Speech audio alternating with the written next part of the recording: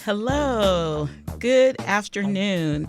You're listening to 94.1 KPFA in Berkeley, 89.3 KPFB Berkeley, 88.1 KFCF in Fresno, and online at kpfa.org.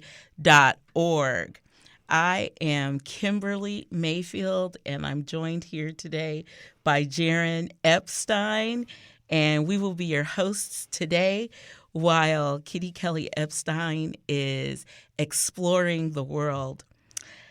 1 in 4 American students is chronically missing school, not just the occasional sick day, but gone for weeks, sometimes months at a time. In Oakland, the numbers have been especially stark.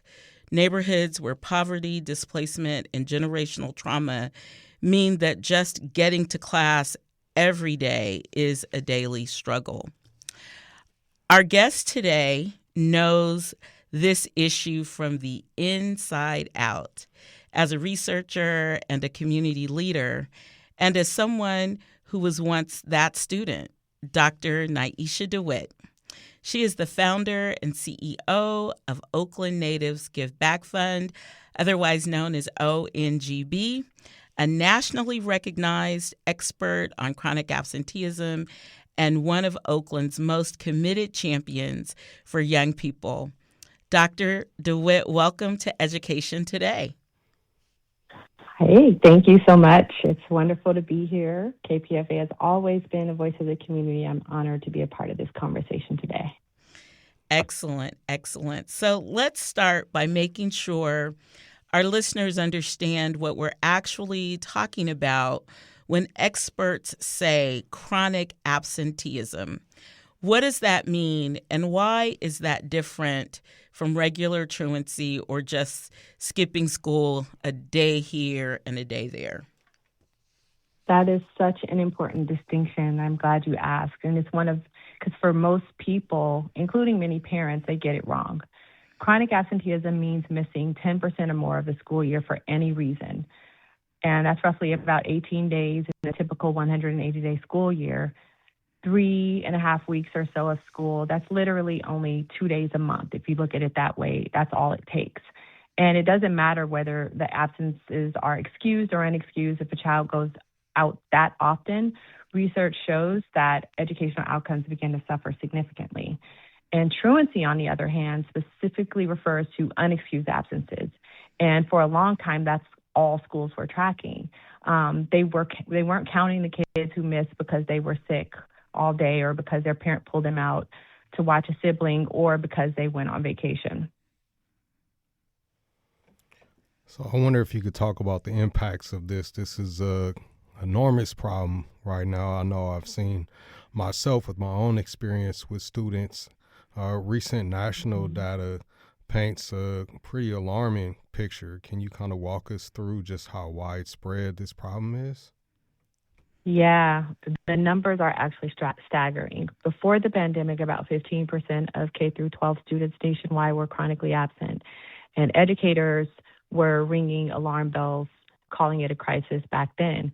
Then COVID hit. So by 2022, nearly 29% of the students were chronically absent. That's almost doubling the numbers we saw before the pandemic. And here's what's very troubling.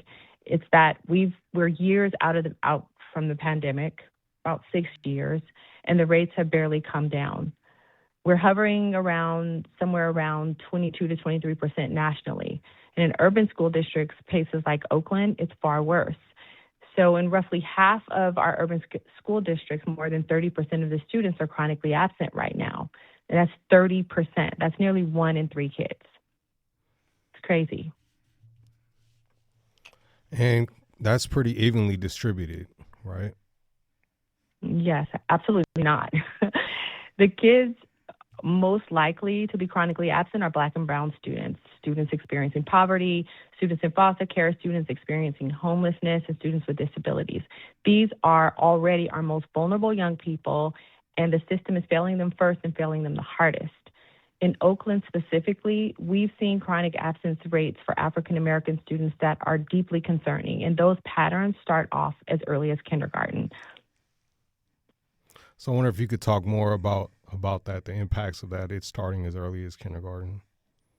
Yes, I mean, starting in kindergarten is crazy, and that matters enormously because the research is clear that if a child doesn't learn to read by the third grade, the odds of graduating high school drop dramatically. Chronic absence in the early years sets off a cascade of consequences that can follow a child their entire life, not just K through 12. I'm talking post-secondary into their careers and beyond, showing up as a behavior that actually builds from early childhood. Wow, this is really sort of interesting and illuminating because I know that often families think just missing one day isn't going to make that much of a difference. Um, I want to dig into something that you wrote about, which is this idea of student disconnectedness. And I think that's a really interesting way to think more broadly about this issue of kids coming to school or not coming to school. When we just look at attendance numbers, it's really easy to frame this as a problem of an individual student or families. But you have a very unique and innovative perspective. You see this really differently. Can you tell us about your view of this issue? Yes, and this is actually the reframe that I think is most critical. When a child stops coming to school, we immediately ask, what's wrong with the child? What's wrong with that family, that community? But the question we should be asking is, what is it about this school, this classroom, this teacher, this experience that isn't working for this child and their family? Student disconnectedness is real, and it's this profound sense that school is not a place that's built for you, that you're invisible, that your culture isn't reflected in what you're learning, that no one would even really notice if you weren't there. And herein lies the painful truth of my own story because I was one of those students. Tell us about that, if you're comfortable, because I think it really illuminates what you're talking about. And you and I have had a lot of conversations around it. And because of our orientation to education, in that we were both doctors, we both earned our doctorates at USF, we had different journeys. So would you be comfortable sharing with our listeners your fantastic, amazing journey? Yes, I'm happy to. I think that it's important for those of us who have experiences that were traumatic to be open and transparent so that others can learn from those experiences. So I grew up right here in Oakland. I was a bright kid. I was in advanced classes, but I felt completely invisible in the system that was supposed to support me, like most of our students. And when I started to miss school, nobody called, nobody came looking for me, no teacher, no administrator, no counselor reached out to ask what was going on. And so eventually I dropped out of high school. I was a student at Tech, and I went on to earn my GED. I became a first-generation college student. My mother actually dropped out as well. And I earned my doctorate in education from USF, like you said, but I carry that experience with me every day. The knowing what it feels like to be that kid, and the conviction from my story could have been so different if one person would have intervened. Like no one, like I said, came looking for me. And that's what drives me and everything we do at ONGB. That's really profound when we're talking about the different causes of chronic absenteeism, that it's not just about poverty or it's not just about health problems. It's the deeper questions of belonging for students. Exactly. Yeah. The reasons are really layered, and yes, there are practical barriers such as illness, housing instability, lack of transportation, food insecurity, the need to work, to care for your young siblings. All that is very real. But underneath a lot of those surface barriers is the question, is school worth the struggle, right? Is there a connection between what I'm learning in school and my future? And for too many of our kids, especially those experiencing poverty, the answer they arrive at is no, because school hasn't shown them that it values them, and that the system and that's a systems problem. That's not a child problem or a family problem. That's a really, really great point, Dr. DeWitt. I do have a question for you about mental health, but before I get to Mm-hmm. that question, I was wondering if you could share with us, like, what was a education system that you did see that was working for kids? Because I know while you dropped out in Oakland, you had another experience on the East Coast that gave Yeah. you some insight. So could you share about what you saw, like where you were and like what you saw, and then I'll have another question for you. Sure. It's really interesting because I do believe that everything happens for a reason. And while it was an unfortunate, traumatic experience that I had when I was disconnected from school, it taught me a lot and made me the empathetic, servant that I am right now. I moved to Maryland when I was probably about 16 years old after I failed my 10th grade year. I moved there and I moved with my cousin. I didn't have any friends, didn't know a soul, and I enrolled in a high school there because I just wasn't about to repeat the 10th grade at Tech. I was not ready to do it. Mm-mm. So I needed to be far away from that madness. So I enrolled in school there, and the difference was there were several differences that I observed, and I tracked them even at a very young age. There was school buses, like everyone rode the yellow bus to school. No one was able to drive unless you were a senior. Um, we all had to stay on campus. There was no off-campus lunch. So you didn't have that fade off after the lunch period. Most of my friends were going to school, so if I missed school, I was missing out on the fun because I was the only one at home, bored as heck. And the other thing is just that my cousin was um, super vigilant about holding me accountable and making sure that she had set in place a rule that if you don't go to school for whatever reason, I'm sending you back home. I didn't want to go home because to me, something about that felt like failure, whereas what I was experiencing back at home didn't feel like failure at all. And although I came back, I finished that semester because I only stayed there one semester, but it was long enough to tell the difference because I also worked part time and all kinds of stuff. But not having to be on public transportation was a huge barrier removal for me. But also the fact that I had a 3.0 GPA when I left there. So I knew that at that point I had proven to myself that it wasn't a me problem, it was a systems problem. And to have that awareness at a young age, I have to say, was just pretty forward thinking on my part. But yeah, that was my experience. But I came home and got right back into the mess that I was in. It's like I wasn't gone. It was like a soap opera. Like you could just turn it back on and catch up to what was happening when you last watched it 3 years ago. So yeah. Well, there were a lot of really interesting things happening in Oakland when you were a teen experiencing Yeah. this. And I think one of the key things for listeners to sort of recognize is that there are a lot of things that compete for our students' attention.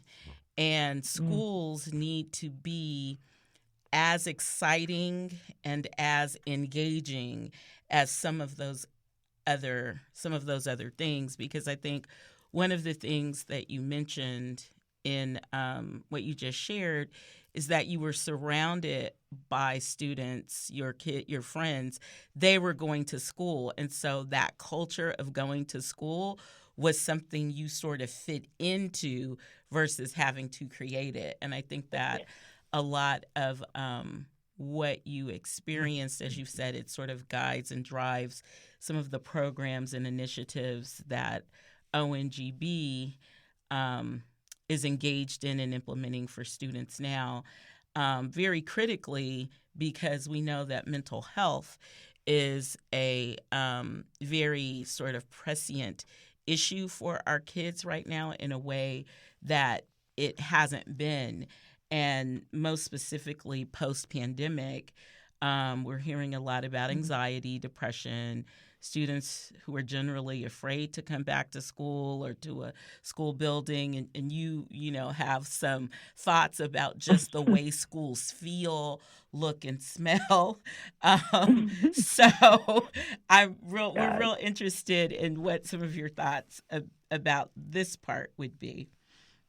Yeah, it's actually enormous. And speaking of just the trauma that one can experience when they have have an experience similar to mine. There's so many parents who are putting their kids into a system that they feel failed them, where there was no advocacy, no support, and all that stuff, and they have their own educational trauma to deal with. But one of the most recent national surveys from RAND found that 10% of the students who miss school cite feeling down or anxious as a reason why they're not coming to school. But I think that number is an undercount because we are in the trenches and we've seen and heard firsthand that the numbers are way higher than that. That's why we not shifted our priorities, but we added another layer in response to what we were hearing and noticing in the community, a behavioral health element to our work, because mental health is tangled up in so much of this. It's trauma, anxiety, hypervigilance that comes from growing up in environments of chronic stress. And our schools are not adequately equipped to address that. So we have schools in Oakland and across this country, honestly, that with counselors to student ratios that are 3, 4, 5 times what the national guidelines recommend. And we can't talk about attendance without talking about mental health infrastructure. You know, those are some of the reasons why people don't like. Most oftentimes, healthy, aware, connected people don't miss 50 days of school. There's something going on. And I think that if people recognize chronic absenteeism as that beacon, as that little, warning sign, it'll enable them to pay attention to the deeper root causes, and mental health is definitely one of them. So let's talk about ONGB, which stands for Oakland Natives Give Back. You've been at this since 2008, which is, really exciting. I have been part of this journey, so it's very exciting and sort of thrilling to be able to have this conversation with you on KPFA, so that this initiative, this passion you have, can really be shared more broadly. And so I know that in 2015, you launched a year-round initiative specifically targeting chronic absenteeism. Can you talk about what that work really looks like on the ground? Sure. So our mission has evolved quite a bit because we had to come to understand ourselves and our place in the ecosystem of, not just being a community-based organization, but just supporting and working as allies to schools and families. Our mission is to create and scale innovative solutions that empower young people and improve educational outcomes. And we describe our model as a multi-sector collaborative because we believe that no single institution or sector can solve this problem alone. That means, municipalities, that's the county Office of Education, that's the state. It takes a village. And we know that schools can't do this alone, do this without families. Families can't do it without community organizations. Community organizations can't do it without policy change. So what we do is bring all those sectors together and work around the shared commitment of making sure that every Oakland student shows up and is successful. And in practical terms, what that looks like is a few things. It's like we work directly with young people through programs like Girls Equity Movement, our GEMS program, which empowers high school girls with networking, leadership, and entrepreneurship and STEM exposure. It's wonderful because it gives them a reason to show up. It builds community, and it says to young girls that you matter, your dreams matter, and this is a space that's designed for you. And in addition to the other work that we do, which is systems change work and other tier 3 or dealing with students who have severe chronic absenteeism in our work with Alameda County Office of Education, we just love the way that we've been able to take the best practices that we've learned over the last 18 years of just piloting and trying things and just being innovative and pivoting when needed. We're just really excited that we get to serve in the way that we do, and not only serve our community, but spread out and scale to help other communities do the work in a similar way. It is super exciting, and I wonder if you could say more about this sense of mattering and belonging that you're saying that students in itself, that them feeling this belonging is an actual attendance intervention. Absolutely. When a young person feels connected to a mentor, to a peer group, to a program, to frontline staff that see them, they come back, even if they've been disconnected for a while. Sometimes all it takes is a phone call or a knock on the door. And that is evidence-based. Like, schools that invest in belonging and community see attendance improve. It's not magic, it's relationship. Wow. Wow. So you've also done this work not only in the streets, but at the policy level, trying to change what you call archaic, deficit-based practices in schools. What does that mean? So for a really long time, the school system's response to chronic absenteeism has been punitive. You know, you miss too many days, you get a truancy notice. You miss more, a caseworker shows up at your door from the county or from your school district, or, it just always feels like there's judgment. And that approach doesn't work. In fact, it actively damages trust between families and school, especially in communities that are already, that already have a reason to distrust systems that have historically harmed them. What does work is showing up with curiosity and care rather than judgment, asking, what do you need? What's getting in the way? What can we connect you to? Is it a food pantry, bus passes, mental health provider? That approach is what we call community-rooted practices. It's what helps school districts learn, what we help school districts learn to implement right now, in the work that we do. We've been able to scale, like I said, nationally, because communities everywhere are hungry for a model that actually works. And this works when there's intentionality behind it.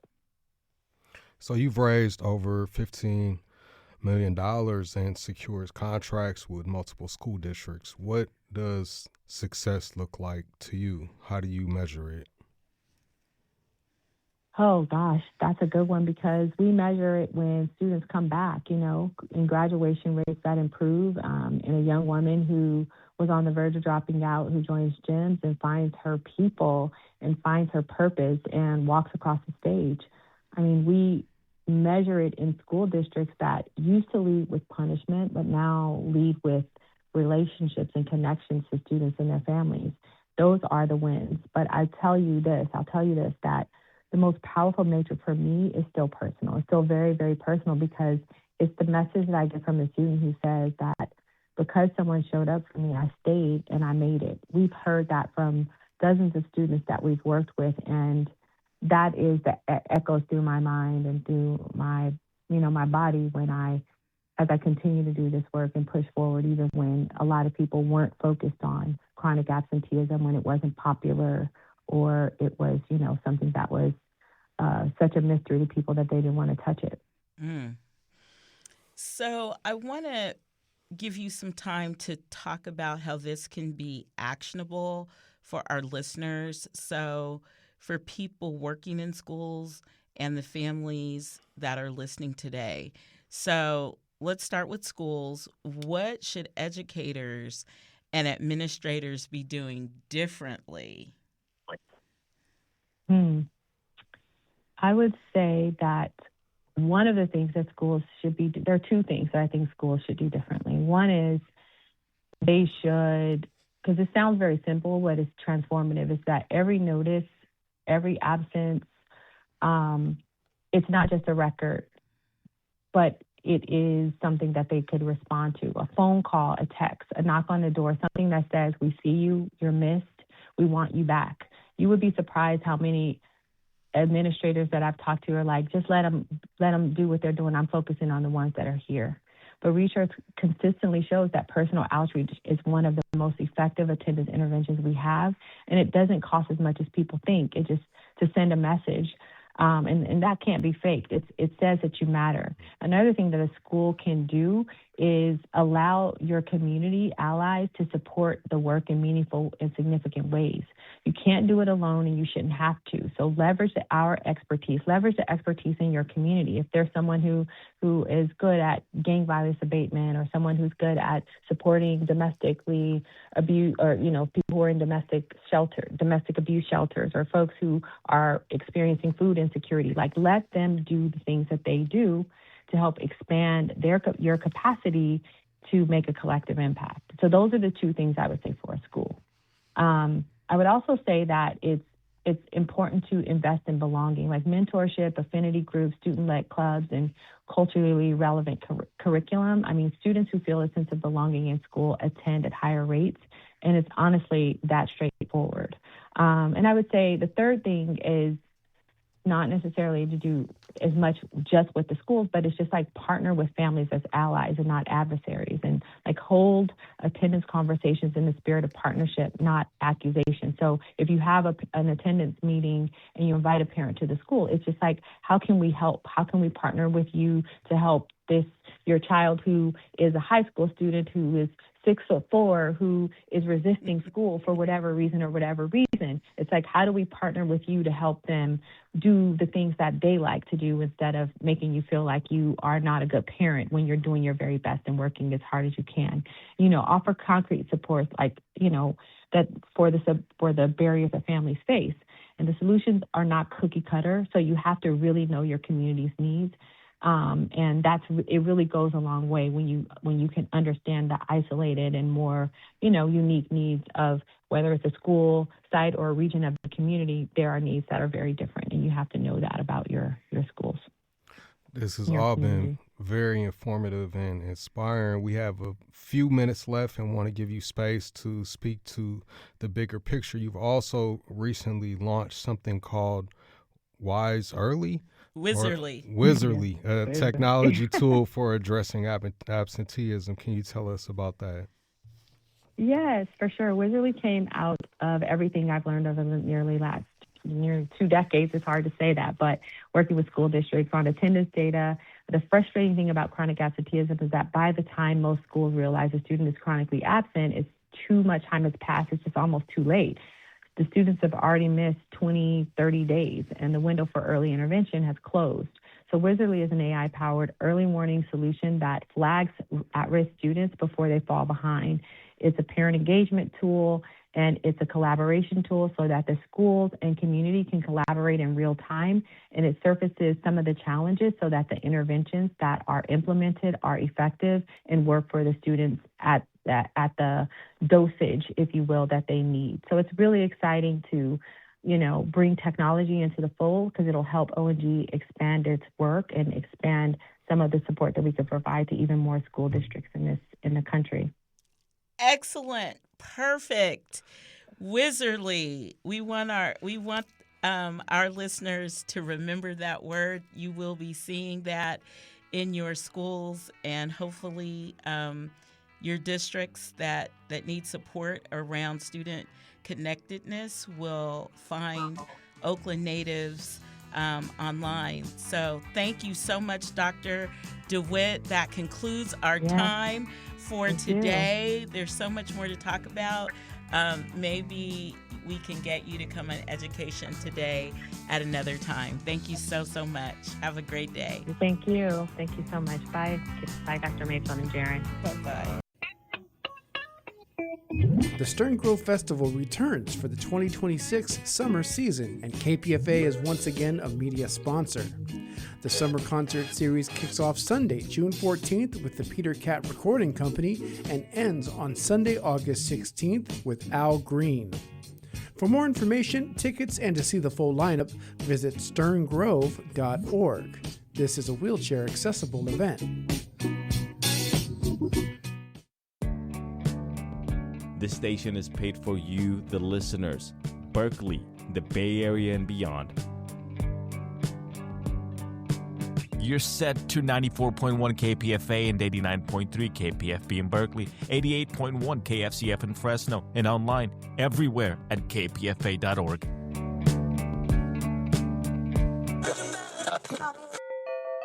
.94.1